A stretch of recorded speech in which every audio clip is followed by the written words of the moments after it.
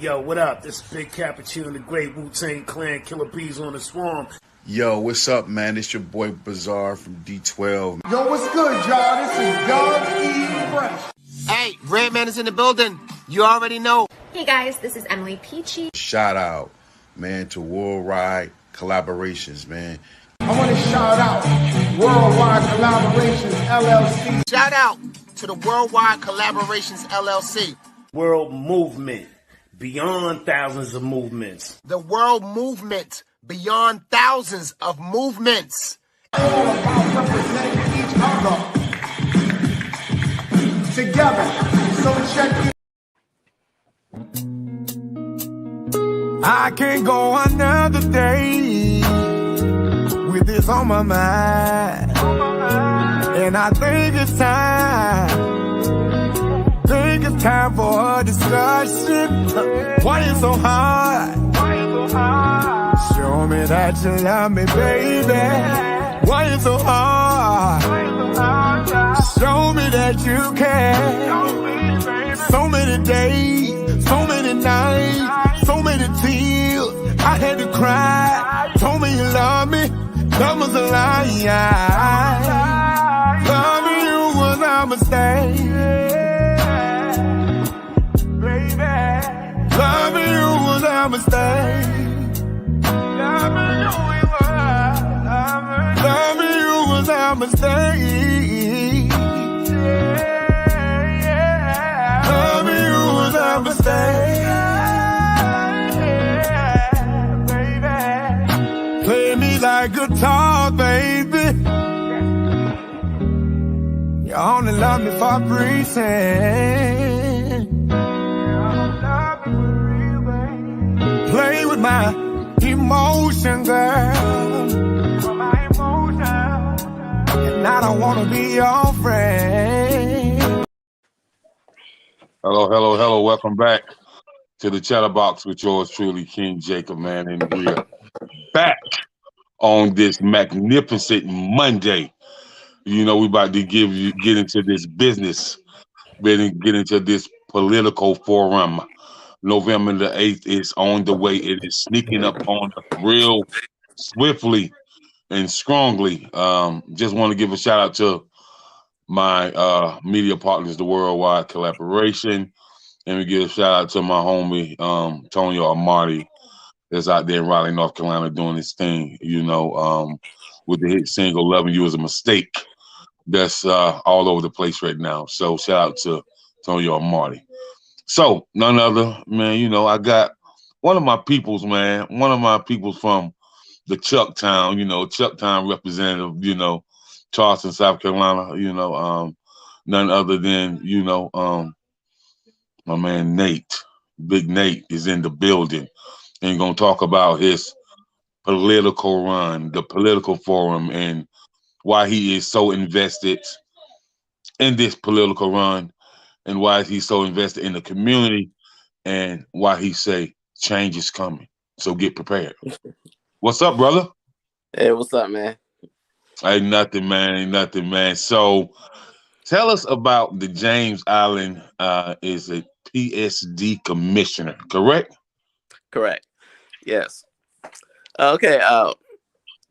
If anyone lives in Charleston, South Carolina, James Allen is located southwest of Charleston, South Carolina. Of course, Charleston is the largest city in South Carolina. James Allen is southwest. If you want to go to Folly Beach, like one of the most popular beaches in the Charleston area is Folly Beach. We pretty much driving through James Allen to get to Folly Beach.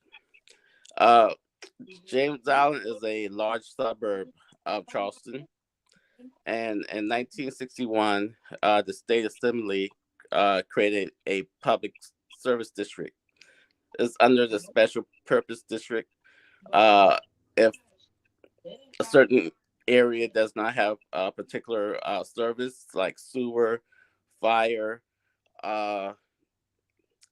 trash, you know, you can become a public service district services that a city or county is not providing. So in 1961, we got chartered to have a public service district. So the Jamestown PSD was around since 1961. We have 7 commissioners that pretty much is over the PSD, the public service district. Stagger election, so 4 seats are up and a off presidential year midterm, and 3 seats are up during the presidential election. So there will be 3 other seats available or up for election in 2 years. But it's a total of 7 commissioners. And with the PSD, it's like one of the largest special purpose district. We provide fire, sewer, and trash pickup for almost at least 30,000 people or 30,000 residents. We provide sewer, like I said, like wastewater, flushing toilets. We manage the infrastructure, the sewer lines, the pump stations. It's like over 100 pump stations. I would say probably over at least 80,000 miles of sewer lines underneath your feet, pretty much, on James Island. What else?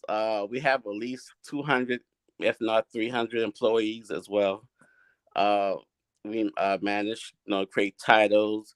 We create salaries. We do budgeting, just like a small town, but we don't have a mayor. We hire a district manager to do for the operations. So like we don't deal with employees, the district manager does, and it breaks down to departments. We're like the first responders for the area outside of the city of Charleston. So we're like the small town, pretty much without a mayor. That's how I pretty much put it. We have every month we have a meeting. We go through our budgeting meetings. We are responsible for, like I said, over 30,000 citizens.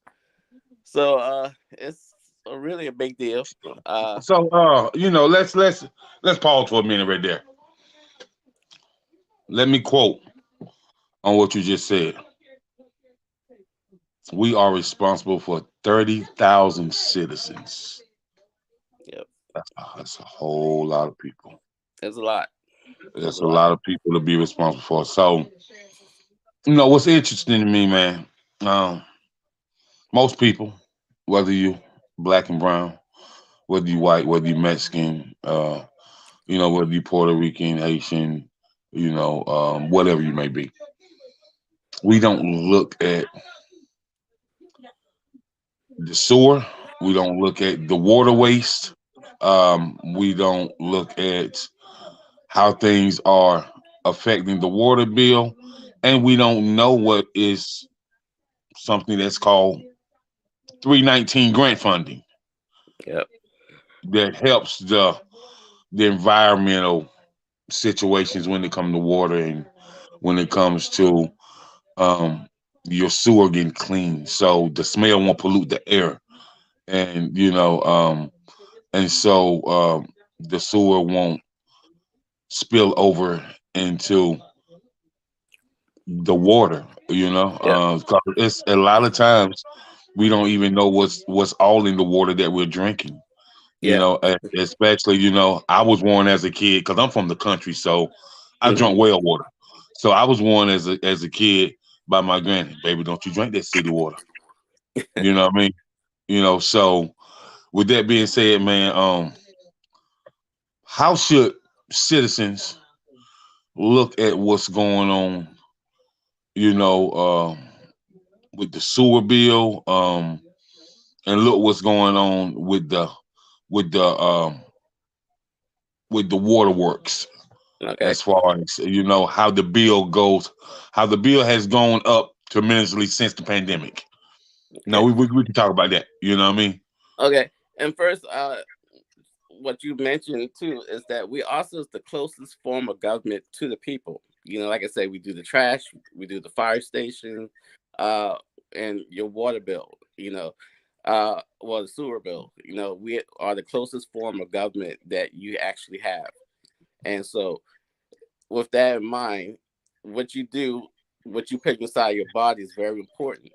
From what I have learned, you know, well water, because James Island Public Service District is pretty much as a suburb, and there's a more of a rural area where I live, where mostly the blacks lives in the rural area. Okay, we know we have you know, land that we had in our family since the 1800s, and we are still on well water, which is not really good for you, really, because well water has the heavy minerals that you put inside your body that it affects your kidney and your liver, your filter system in your own body, and that can cause kidney disease, liver disease, and that's why it's so common in the black area, because we are drinking well water. And with that in mind, people who have well water are usually on septic tanks, putting their wastewater into septic tanks, and they had septic tanks for a long time. Don't even think about it, but it eventually is going to fail. There's cracks into, most septic tanks are made of wood, concrete, and it get damaged, you know, and it leaks into the soil, and most likely 60 feet away from your septic tank is your groundwater, and that's where there's a lot of contamination coming from. And a lot of people in this area is now buying bottled water because the water is now smelly, cloudy, and just don't look right, and they are afraid to drink it now. So that's why it's very important. So this is what I want to ask you, brother Nate. I want to ask you this. I want to ask you now. We talk about the well water and how it has begun to get how it's beginning to get bad. The reason why I'm gonna say beginning, because I know both of my grandmothers grew up on well water. Mm-hmm. One lived to be 88, one lived to be 91. Right. And so what I'm trying to think of, like a lot of our grandparents and great parents lived for a long time, bro. Mm-hmm. And you know, I hear people say, "Stay away from this, stay away from that." You know, in our generation, oh, that ain't good for you, this ain't good for you. And you know, I used to ask my granny when she was living. I said, "Granny, they say this ain't good for you." Oh, she said, "Baby, don't pay attention to what they say." I said, why you say that?" She said, "Baby, listen, man. Why y'all get sick? Because y'all don't sweat those toxins out. You Right. know, They're more active back then. yeah. Why y'all get sick?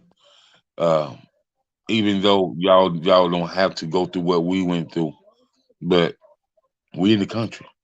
What's wrong with you exercising, walking a mile and a half, 2 miles a day? Right. You know, get some sweat. You know, and she used to say, when your glands stop working and you ain't able to sweat no more, you're gonna wish you did sweat. Yep. You know what I mean? And I just look at they just ate what they want and they live forever, bro. They live like right. to be on Earth 91 years, bro. Yeah, It's a long time, man. But they was active. They was out in the field farming, Right. walking church and everything else. Now nobody want to walk nowhere. You know, people are actually driving to the library, and they live less than a minute away from the library. They're actually driving to the library. You know, and so that's the mindset we are. We don't want to walk. We don't want to work in the field. We don't want to do anything hard work. We don't want to do hard work anymore. So therefore, we're not sweating as much because now we got AC, you know. So we're not sweating these toxins out. So it stays in our body now. And that's why so many young people these days are on medications now, because they got all that toxin inside their body. And nowadays we even got more toxin because now we're not even eating fresh food anymore. You know, we're eating fake food, man-made food now. So it's more work on our kidneys as well. So right. that's why we're getting sick now, you know. Right. And that's why Right. Right. grandma can live to 90-something years old. Even though she had a whole lot of pills, she still was active and doing a Yeah. whole lot, you know. But Yeah. yeah, and so But with okay. So back to the water. So this is what I want to ask you, man. Um, is there any type of way that y'all prepare the school system? Because these kids drink water at school too. mhm. So, and that's a lot of city water. And so, is there any way that y'all send out different documents to the school and different bills to them to understand what they are putting in kids' bodies as well while they're at school? And like, you like when we was coming up, you had the lunchroom ladies, and either you had milk, you had juice, or you had water. And Mhm. when I was growing up, I was a fan of chocolate milk. So, I mean, and Mhm. and and that's what I drank. So, how does the water, the city water affect our school kids? Okay, well, James on PSD does not deal with water, your drinking water. We just deal with sewer, your wastewater. But Okay. CWS does that. And for what I know, they put a lot of fluoride into your drinking water, the tap water. Uh, they actually put fluoride to help with your teeth, your bones, and things of that nature. Too much fluoride can damage your health as well. But and I think the last report, you could go on CWS website, cws.com, and go to their website, and they will give you the latest test results, because DHEC for South Carolina Hmm. go to test their water. Our water as well. Is located. Our drinking water plant is located in Hanahan. That's where the majority of our water plant is coming from, which they got their water pretty much for Charleston. The drinking water, the actual water that we drink from is from Busch Gardens. You ever heard of Busch Gardens? Oh yeah, I know exactly what Busch Gardens are. Yeah, Yeah, I know that's that. that's pretty much our main source of drinking water coming from. And there's a lot of factories around Busch Gardens. Right, Uh, right, so, uh, but that's is actually the Charleston drinking water. Busch Gardens, right off of Cooper River. That's right. pretty much our drinking water. Then the other area is Edisto River as well. That's pretty much Hmm. Charleston, Maine, drinking water coming from. But the drinking water plant, the clean water plant, is in Hanahan. They got a huge pipe from Busch Gardens going towards Hanahan plant, and they go through the cleaning system, cleaning the water through a lot of filters, and then they add fluoride into the drinking water. Uh, and that's pretty much only adjective that I know that they add to the water is fluoride Okay, to help okay, with your okay. teeth. And But it's the so back same. to But it's the same drinking water from coming out your tap to the school tap. It's the same thing. okay, okay. And so back to the sewer and the waterway. So with the sewer, man, what is the process of people who want to get their sewer line clean? Okay. Well, we don't personally clean residential sewer line. We have a main sewer line from that which is located underground, pretty much on the easement under the street. There's probably Uh-huh. a 6, maybe an 8-inch main sewer line that connects to every property along the street. And I know personally, because I used to be on the vacuum truck, we will go to a manhole uh, pretty much upstream, put was a hose down to the manhole with a nozzle, variety of spray nozzle, and we will like just spray water with the hose, probably like 500 feet. Because usually a manhole is like 300 feet from each other, from one manhole to the next is usually 300 feet, and we'll put a hose with water pressure, cleaning the sewer line back and forth. And with all that sediment coming down, we get the hose. You ever see those vacuum truck with the hose in front of it? Yeah, And yeah, got the sure. tube inside. Yeah, that's what we use to clean the sewer line, and we clean that pipe, but we don't clean the residential, which is probably a 6-inch going to a 4-inch into your home. Yeah. Okay. So that's interesting. And what's interesting is the journey of you becoming commissioner, man. Why are you so invested in becoming a commissioner? Like, what are some things that you want to do to change for citizens in how they view, the water waste, their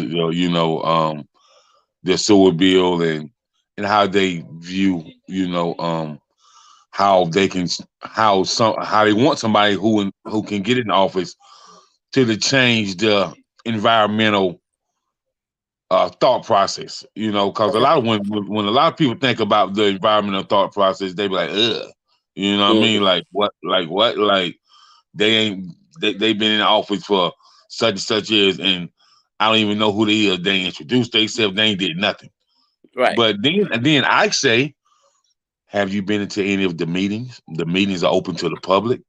So have you learned the necessary things that you need to learn as being a productive citizen in society? So it goes hand in hand.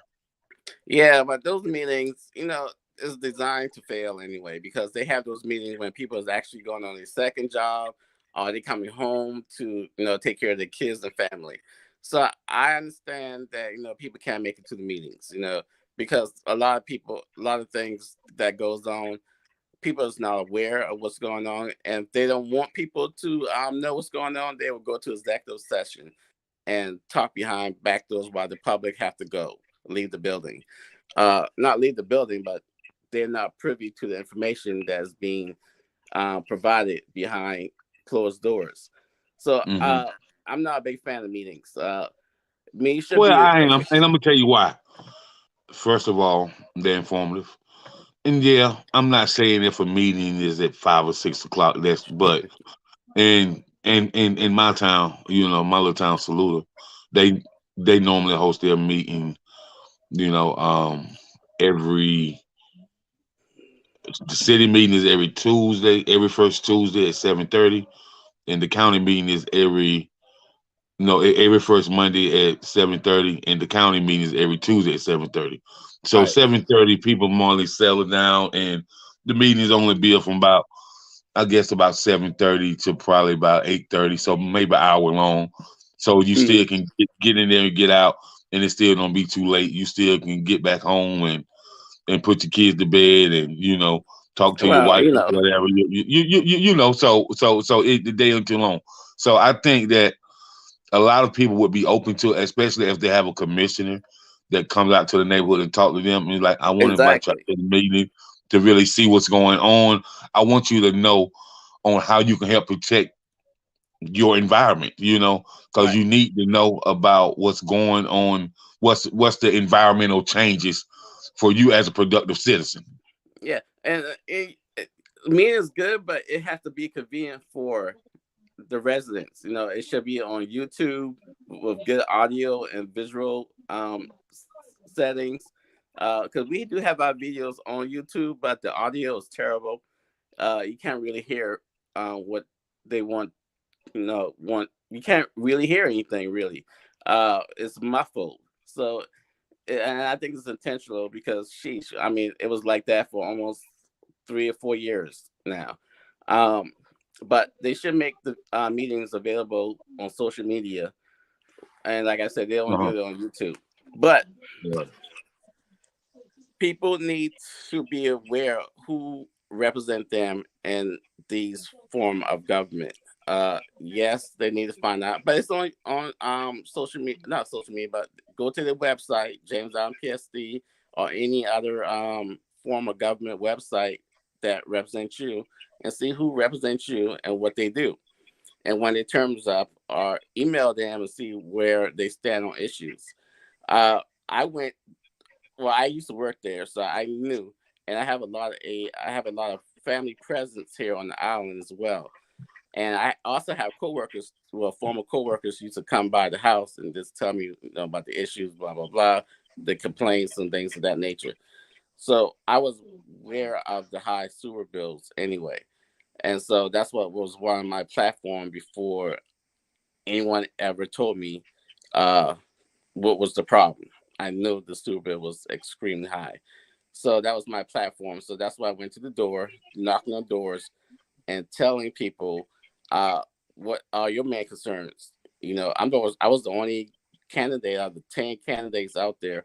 I'm the only one that actually was doing door knocking, uh, from what I heard from other residents. And so they were really happy to see me and they hear what their complaints are, their concerns are, and what can I do to reduce the sewer bill. Mhm. And all it is a vote. They vote to increase it, so there's a vote to reduce it. But one vote does not make a difference. Like I said, there's 4 seats up, and there's a total of 7 commissioners. So I know for sure, if you vote for me, Ronald Laston and Paul Cantrell, that's 3 guys, 3 persons. That's 3 votes. And there's 2 other commissioners that's not up for election right now, but they're up for election in 2 years after this election. They also voted against the sewer rate increase. So that's five votes right there that we can actually reduce the sewer bill if we get elected.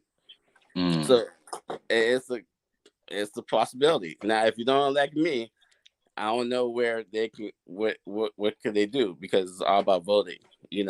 A majority vote. So that's how we can reduce the sewer rates and fees, which is extremely high. It's like almost they increased the sewer rate almost well over 50%. Oh, They back up, back up, brother Nate. So, yeah. how does a sewer bill get increased almost 50% for a small community? Right. It ain't like we're talking about Las Vegas or somewhere like that. We're Right. talking about we're talking about a small rural area. Hmm.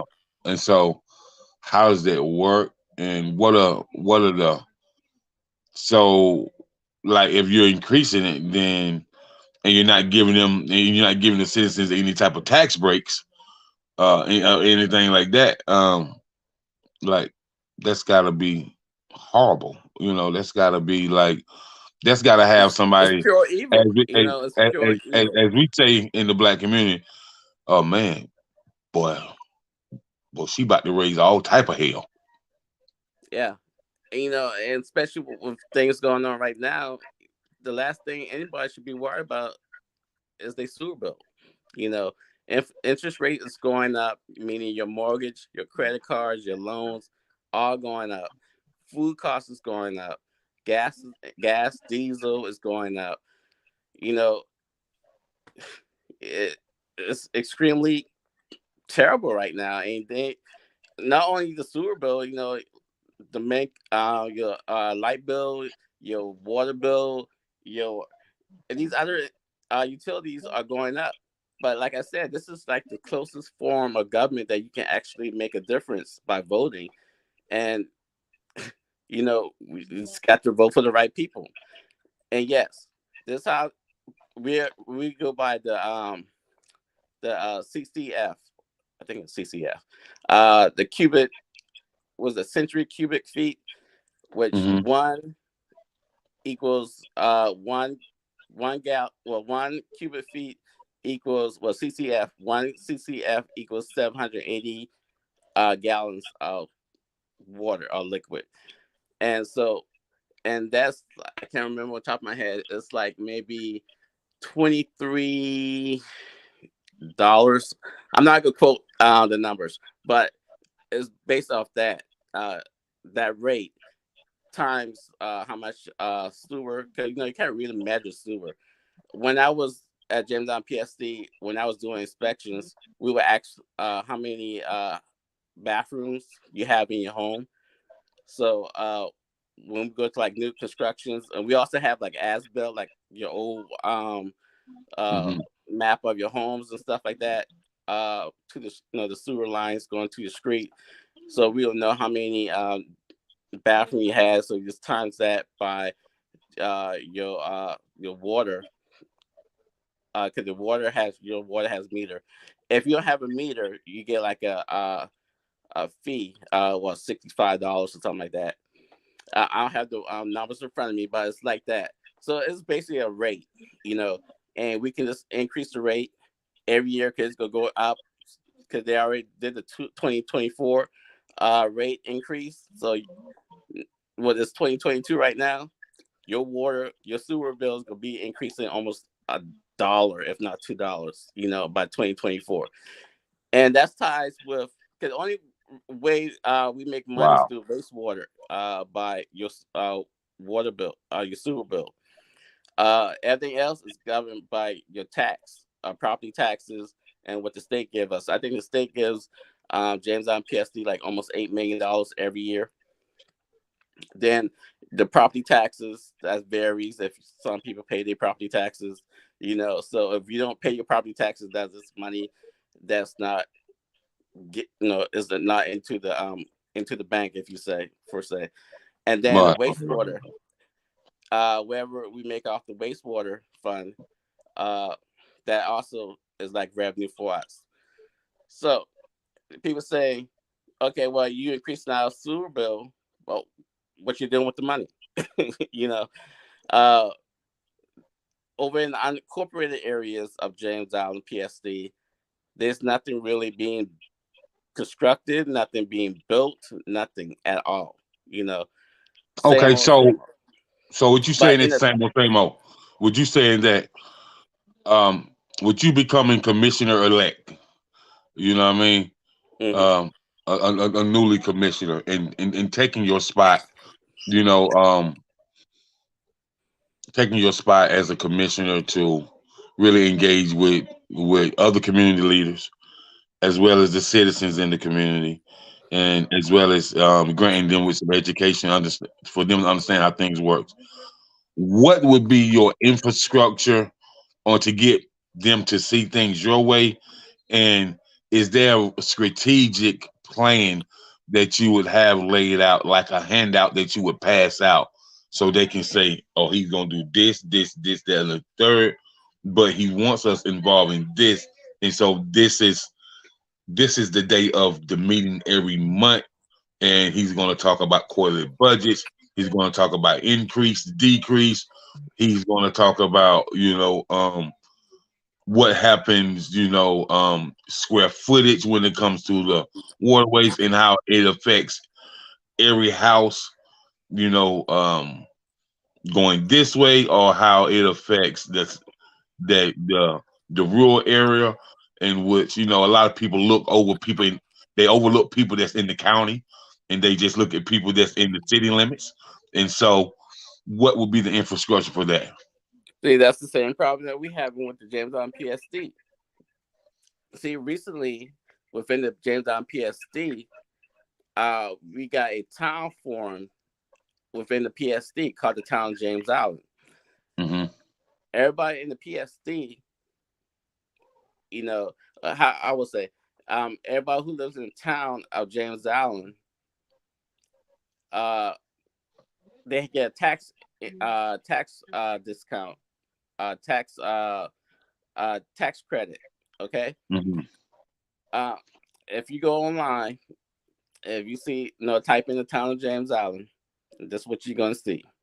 The population is probably roughly 13,000. Is majority white. I think 89% of them is white.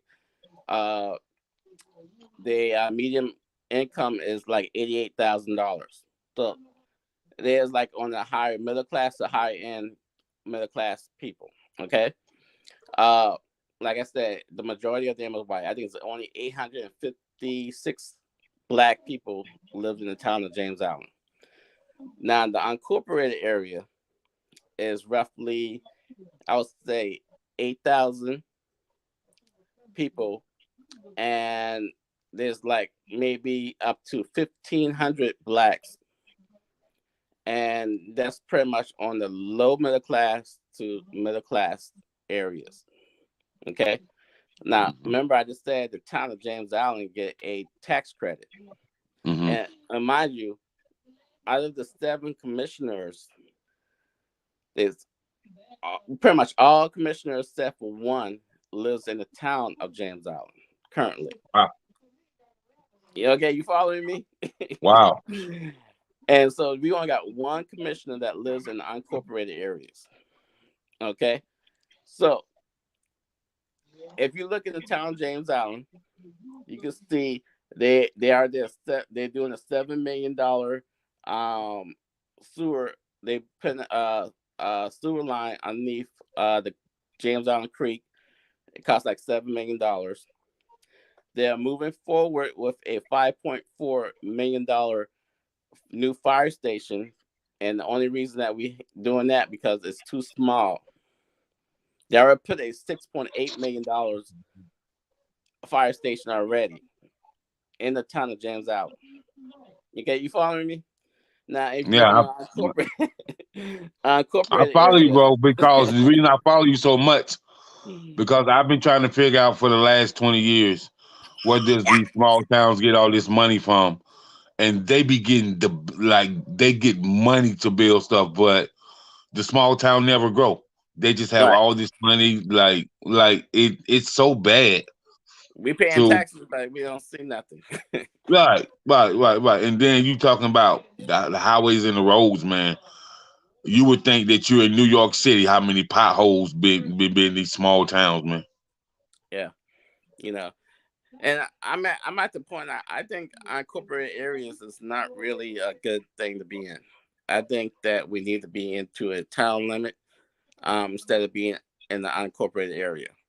And that's something I will discuss after the election because it's something not sitting right with me with this unincorporated areas. I do understand that, but it's just some people are just not a city limits person, man.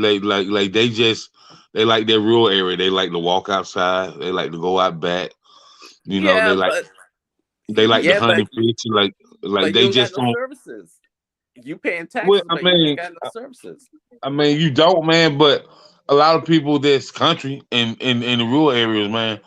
As long as they can hunt and fish and they can do the things that they love doing when they grew up and they still have their privilege. They still got their gun rights and stuff like that.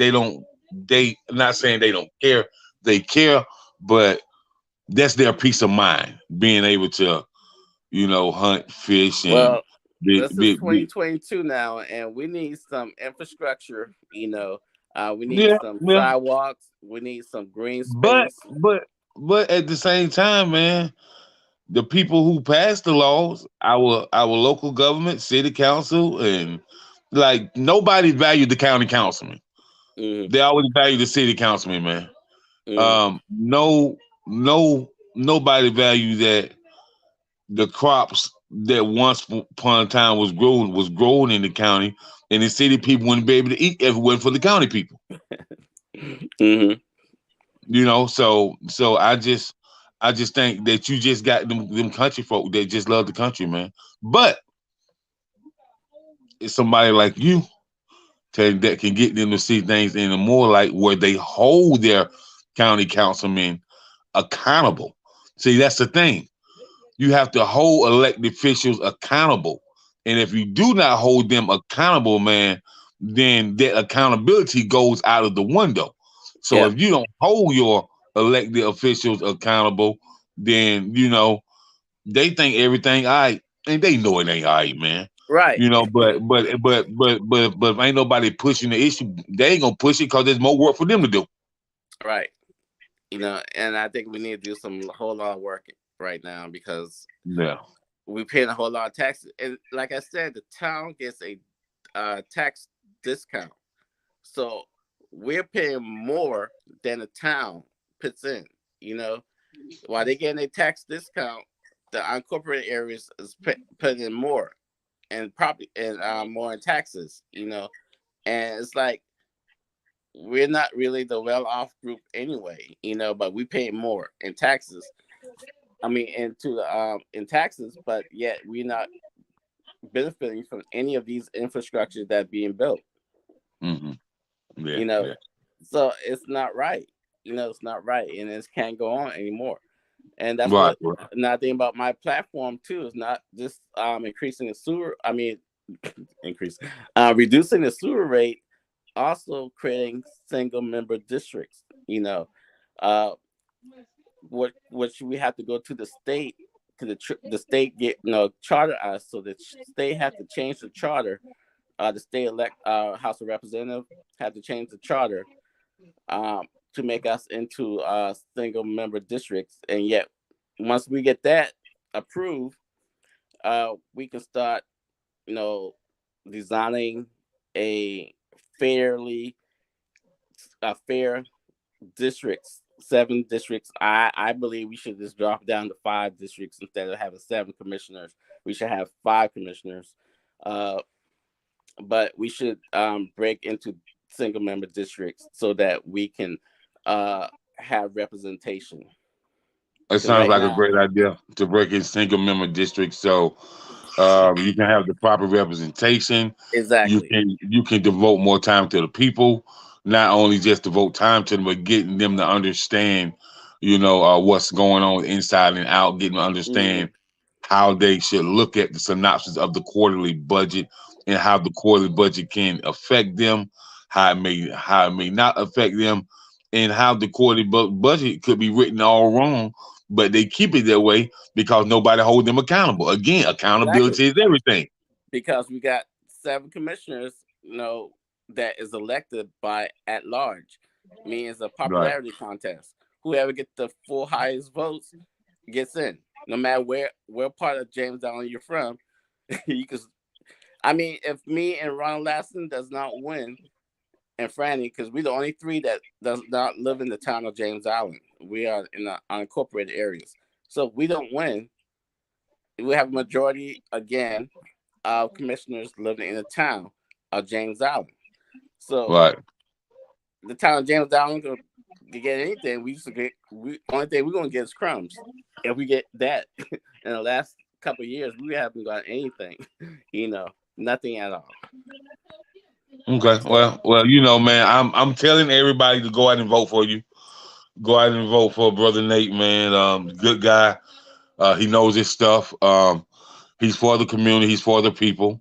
But he want the people. He want the people to understand, the education of the waterways and the sewer and the increaseness of how the sewer bill has been increasing over a period of time, and we can kind of control the narrative of people as people to really get it to stop increasing like that, because after a while, man, it's gonna send people in an uproar if it hasn't already sent them in an uproar.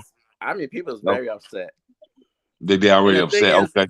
And the thing is that they don't even know who's doing what, because it's not people like you said, it's underground. They don't see it, so they don't think about it, Right. The people just don't think about why their sewer bills get expensive, because they don't know who is running the show. Right. I mean, we at the very last part of the ballots. We are at the very last. We're not at the top. People don't even think about us. Even all these signs out here on the streets, people still don't pay attention. Because when I was doing my door knock, they was asking me who's running. So if you go to the ballot and the 3 incumbents who increase the sewer bill, if they get reelected again, they it's like a mandate for them. They're gonna increase it even more, even Right. higher. You know, That's right. so that's why I was doing door knocking. I was knocking on doors, telling people who the incumbents are, and not to vote for them because they're the ones who was increasing your sewer bill. You know, Okay. and Okay. yeah, I got their names on the flyers. You know, you know. Well, I Uh, can dig. I can dig it, man. So with that being said, man, you know the inside and outs, and you definitely gonna be for the people, and people need to definitely understand who you are and what you're bringing to the table. And so we about to get ready to close out. So November 8th, a vote for Brother Nate, and he's gonna tell you how to vote, where to go vote, and he's gonna close out the show by introducing himself and giving you his mission statement on what he's gonna do for the people, what he's gonna bring to the people, and how he wants the people to be educated. okay. You got Well, thank you for interviewing me and allowing me to share uh, information to the world, pretty much, about James Island Public Service District. Uh, Again, my name is Nate Levine. I used to work for the James Island PSD. I'm the only candidate of all 10 candidates and the current commissioners who's sitting on the commission board right now. I'm the only one that actually ever worked for James Island Public Service District. I worked in 2 departments, in sanitation, collecting trash. Worked my way to the Wastewater Department. Was a pump station technician. I know where every pump station is at. I also became a survey technician, pretty much mapping the whole entire island. I know mapping the sewer lines, mapping the pump stations, cleanouts, you name it. I was there mapping it. And also, I went to Triton Tech to try to become a certified EMT, but I just completed the educational course, and I did a few volunteer firefighter courses with the firefighters on James Island. So, and I have numerous awards and certifications, search certifications, wastewater licenses, and things of that nature. Did all that. And my platform is I want to reduce the sewer rate and fees. I want to create single member districts, more watershed studies, because the last study that we had for the James Island Creek, we found out that septic tanks was the main cause of pollution to the creek. So I like to have everyone connected into the sewer system, but we can't have people connected to the sewer system if our rates are extremely high. That's not fair. That's right. You're right. So Absolutely. we need to have people connected to the sewer system, but we got to reduce the sewer rate first, and then have watershed studies to see what's going on with other basins. There's 66 basins around James Island, so we need to start doing watershed studies. And early voting starts last week. Here on James Island, you can start early voting October 24th through November 5th. This is the last week of early voting to avoid the expected long lines on November 8th on Tuesday. So go to the Baxter Patrick Library, James Island Library, here on 1858 Grimble Road. Turn onto Nathaniel Road. I live right down the street. Turn on Nathaniel Road. There's a road named Nathaniel that you have to turn on and park in the library parking lot with your ID, your state ID, or any other form of identification, state or federal, even passport, and vote for Nate Levine. I currently already endorse 2 other guys, Ronald Lasson and Paul Cantrell.